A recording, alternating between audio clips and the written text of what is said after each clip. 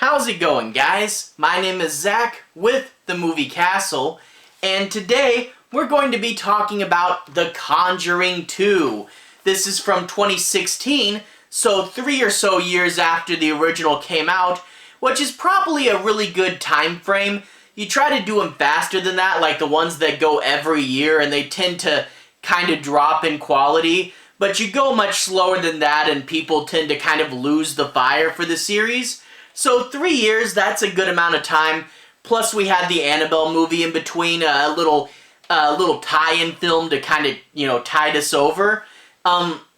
This has a lot of the same people from the first one. This is once again directed by James Wan, who is really great, probably the best horror director that is still working today.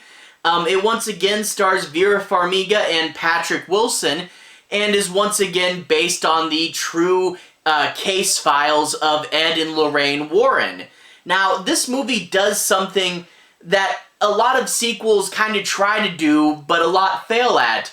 This movie feels a lot like the first one. It has a lot of the tone and a lot of the themes, and even though it feels like the first one, it doesn't feel derivative, and that's one of James Wan's magic tricks right there, is how does this movie not feel derivative? It's another case file story, it's another family in danger being threatened by a ghost, but it still feels new and fresh, and there's a few key differences. Obviously we're in England this time around, so a whole new setting can really change things up. It's an interesting place, and plus we get the exposition shots with London Calling playing. Gotta love the clash. But you get also the family being different. The family, it's missing the dad. He left for another woman, so before the movie even starts, before the ghost, there is trauma and stress. But the first movie kind of focused more on the parents than the kids. This movie focuses primarily on one of the daughters, the one that has all the paranormal activity centering around her. So the main family member is the daughter. Also, this one focuses on the color blue. If you remember the first movie had all those really nice browns. This movie has really nice blues, and it'd be interesting if James Wan comes back to the series. Will he pick another color for his next movie? I don't know, but yeah, very blue movie. But one thing I also have to mention is this is actually a Christmas movie. Now, Christmas doesn't play too big of a part, but the end of this movie, like the final half, it gets close to Christmas. It's late December, and you can see trees pop up and Christmas decorations, and it's all period accurate stuff. So a really fun Christmas element, even if it's not super in the foreground, which is why I'm covering it in December. But yeah, gotta really love the Christmas element, so I'll put it in with my Christmas series. But anyway, this movie, it's pretty good. It's hard to say which one I like better, and I've heard people really debate this. Do you like part 1 better or part 2? And I'd be interested to hear in the comments. I don't know. My instinct would be to say I like part 1 slightly better, but I'm not 100% sure about that.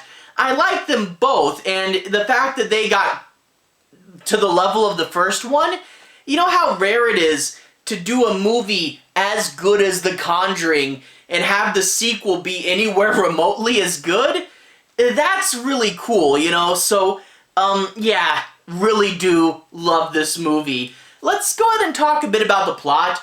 I'm not going to be doing any major spoilers, but I do want to say my piece on a few plot points and make sure you guys have a basic understanding as to what this movie's about. We open up with another case files segment. The first one had Annabelle as the case files segment. Well, what are you going to do for this one? The freaking Amityville house. That's right, Amityville, which the Warrens did investigate, had a whole series of movies, and to this day, you get movies setting their movie in Amityville to be kind of a mockbuster. There are so many Amityville movies, and the fact that James Wan does this as just a prologue, That's crazy. One thing I've said about the first movie, and I'll say it again here, The Conjuring does really good, big stuff, amazing shots and stuff like that, and it just does them so freaking nonchalantly. It's crazy. So they open up with Amityville, and it's a really good scene. They're investigating and doing a seance, and Lorraine goes under and has a sort of astral projection, and she's walking around the house, and she's seeing through the eyes of the original killer, going to each room, and she's pointing the gun at the people that die, but you look in the mirror and you can see it's actually the original Amityville killer. So sort of being forced into his shoes, a really disturbing element. But then she's lured down to the basement. And in the basement, she gets a disturbing vision in two parts. One, she sees a creepy nun. So that's the big thing. That's the big, memorable element of this movie, big enough to get her own spin-off film. So she sees an evil nun, but she also sees another disturbing thing, and the full implications of it she'll keep to herself, but it's really something big, something that's going to get to her. And when she comes out, she says, "Look, Ed, let's take a break from ghost hunting. We can still do lectures and stuff, but let's not hunt ghosts for a while." So you can see there's something there with a ton of weight. But then what happens is Amityville becomes big news. Everybody's talking about Amityville, and in turn, the Warrens are thrust into the public view more, and they're facing a lot of people looking at them. And when Amityville people start to think it's a hoax, they start to question the Warrens. And they're on a talk show, and you see Ed really get mad at this guy because people are like, surely you're fake. And he's there spending his life trying to help people and, saving families at his own personal risk, and seeing, Lorraine just got that terrifying vision, seeing what Lorraine, his wife, is going through, and having this guy talk to him like that. You can really see the pressures they're feeling, doing the right thing, but still getting hounded about it. So a really interesting way to take this. Also talking about Amityville maybe being fake, it's cool that they address this issue head on. A lot of these true horror stories, later on, people have kind of called them into question. And here, rather than ignoring that, they just face it. They say, hey, look, here's things, especially with Infield later on, don't you think that could have been faked this way? And just to make it part of a story is a bold move, So anyway, the Warrens are more in the public eye, and Lorraine's got that bad vision, so they're going to try to lay low for a while and, focus on time with their daughter. But while they're just trying to relax around the house, that evil nun? Well, she starts following them, and she's getting visions of the nun all around their house.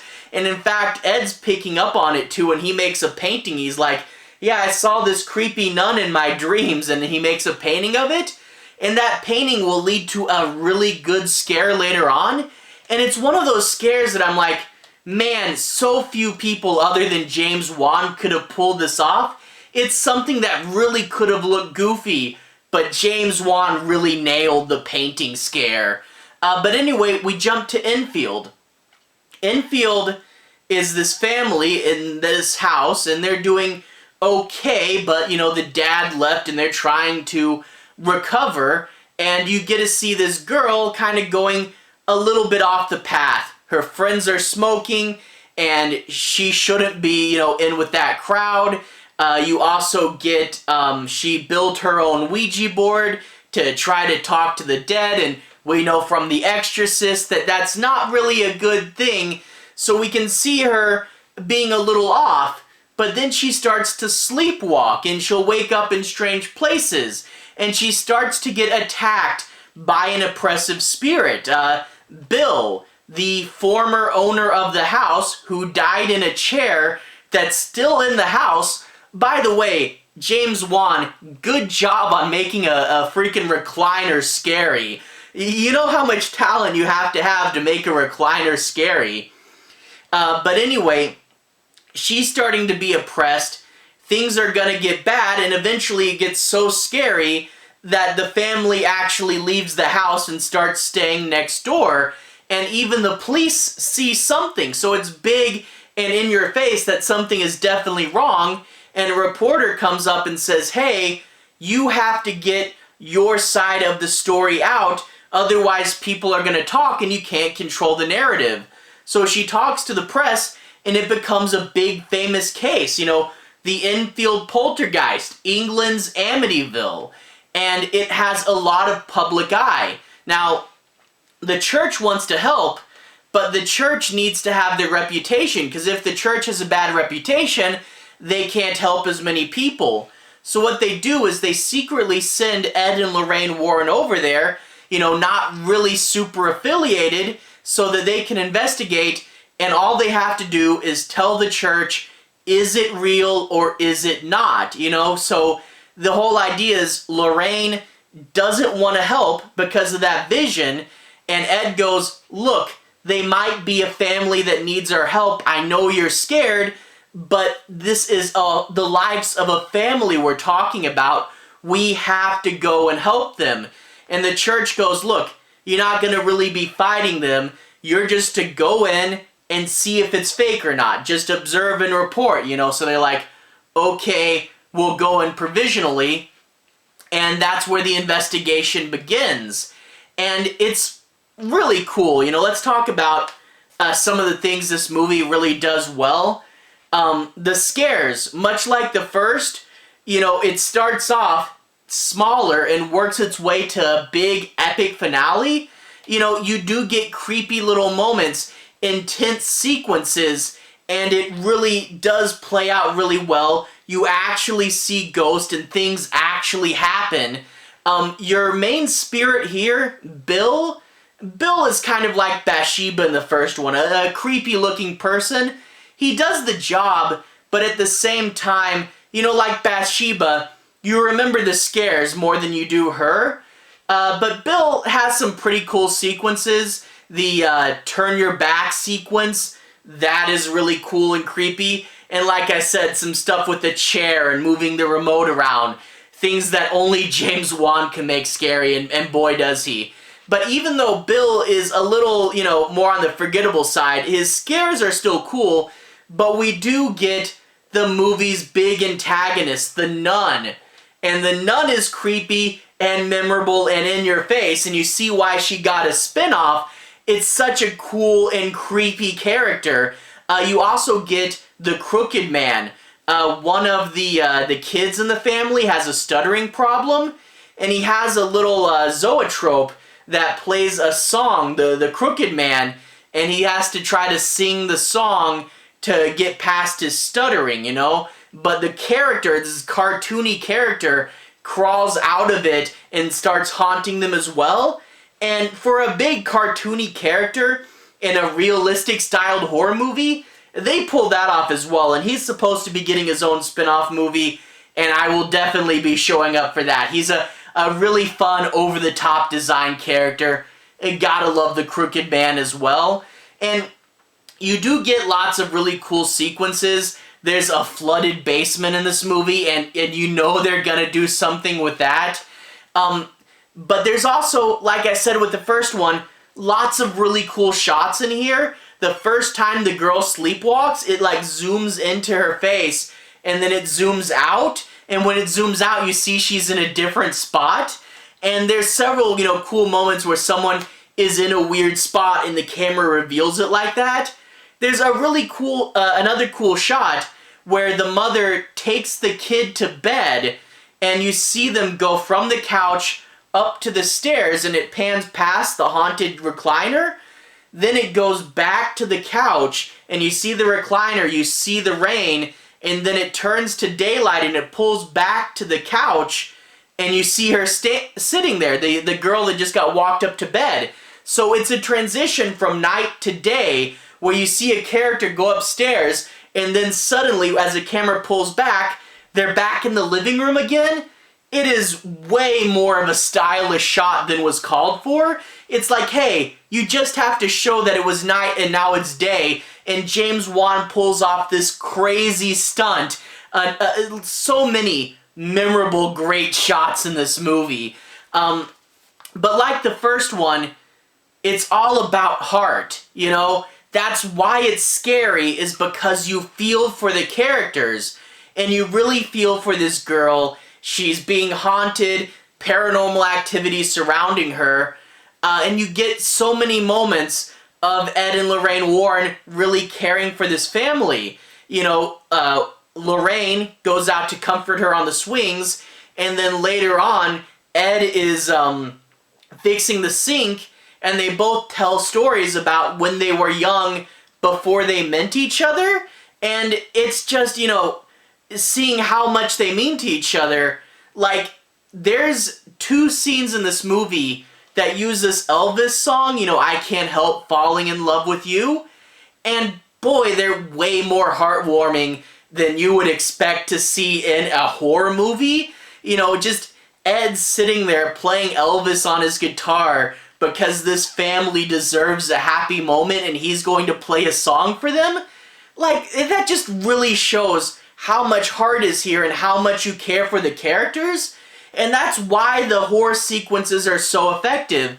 It pulls you into this house and you feel for all the characters and you don't want them to get hurt. And that's why, you know, I mean, yeah, the horror sequences are shot amazingly. James Wan once again does an amazing job, but you feel for the characters and you feel like you're there. That's why the Conjuring movies are so scary, is because you're there and you want everyone to be okay.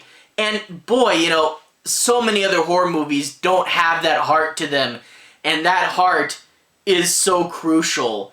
But yeah, it's a lot like the first one. It's another case files, but it doesn't feel derivative, and we get the Amityville house, we get the nun, we get the crooked man, and we get a pretty epic finale. And there's tons of little things like Lorraine, you know, with the psychic powers, you can see the demon's name appearing throughout their house several times in the movie, in the background, and little Easter eggs. And it's just that kind of attention to detail that really does help this movie.